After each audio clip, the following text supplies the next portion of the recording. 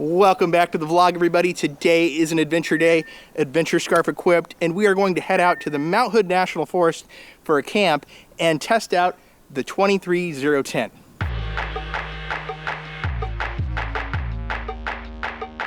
Before we jump into the vlog, I want to give a shout out to the sponsor of today's vlog, and that's Hammerbuilt. They were instrumental in helping me get to the next phase of what I wanted to do with this Prelander build, and I can't thank them enough. So, if you want to learn more about Hammerbuilt, go check them out. You can visit hpbuilt.shop or follow the link in the description below to check out their website. Find mods on a multitude of off-road trucks, including the Bronco and Raptor. Check out lighting if you want to have the lumens of 1,000 suns like me. And you can also upgrade your suspension for tougher terrain, or choose from a multitude of other mods and gear. Hammerbuilt at hpbuilt.shop. Okay, before we get into the actual review of the tent, I want to talk about the issue I had with the tent first. So when I went out to the Mount Hood National Forest to do this review, I noticed something off on the tent. The roof seemed to sag a bit, and the back of the hard shell could be moved a little bit if you kind of shook it a little.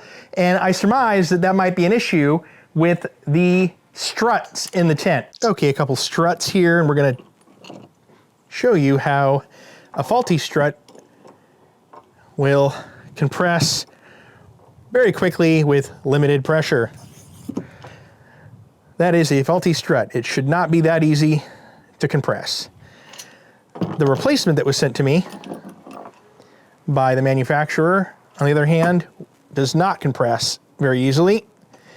So that is a telltale sign that we had a bad strut. When I was researching this issue, I found other examples of the tent, and I noticed that in some tents, the struts were mounted upside down or the other direction than what I had in my tent. And if you actually look at the strut itself, it shows what side should be up. So in my tent, for example, you'll notice that originally it was installed with the thin side up and the thicker side down, but in all actuality, everything that I've seen points to this direction being the more appropriate way to do it. And you might notice that the hardware is mounted opposite on these, and that was an indicator for me that this might have been mounted upside down to begin with.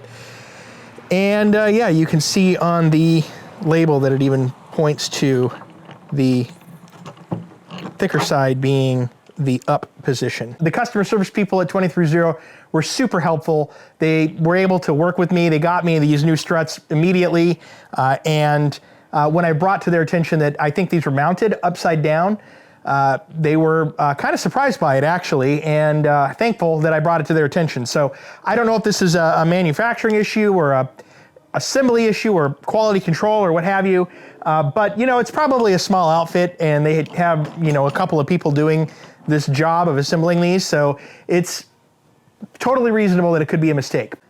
The good news is this is an easy fix, and I'm going to take you through how I disassembled my old struts and replaced the broken one and flipped the other one so that it is right side up, so to speak. One of these failed on me, and the kind people at 23ZERO shipped me 2 new struts to install. We did that, and then we realized, because when we installed these, we just installed them the same way that the tent was shipped, and then we come to find out that they were installed from the manufacturer upside down, which may have caused a failure, I don't know.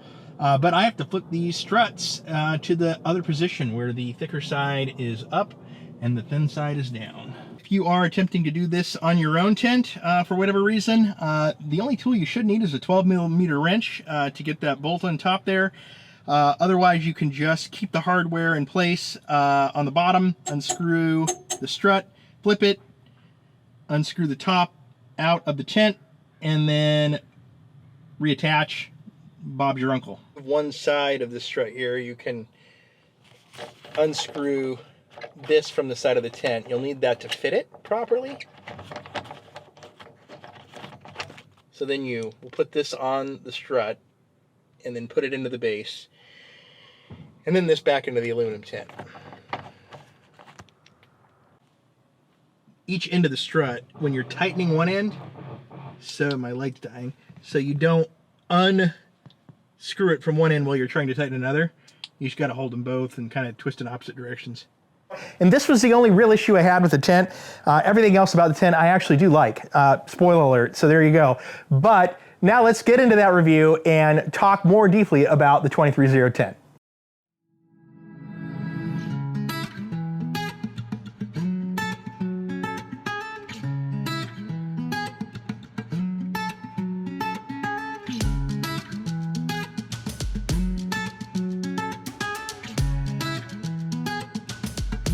Made it to the camp spot.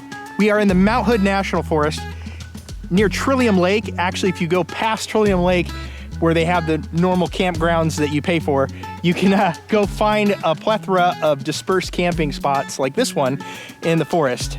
It just takes a little bit of navigation, which Guy helps out with a lot, and you get to find a place like this, a little gym off the trail. This trail gets pretty tight to get out here. This is an off trail from the main road, and it's probably meant for like Tacomas, but I drove my Raptor down it anyway, and that's why we rhino line the fenders, everybody. But we're gonna get this set up. I really like the openness here. I can probably fly a drone here, which is pretty cool, and then I can turn the truck around in the morning.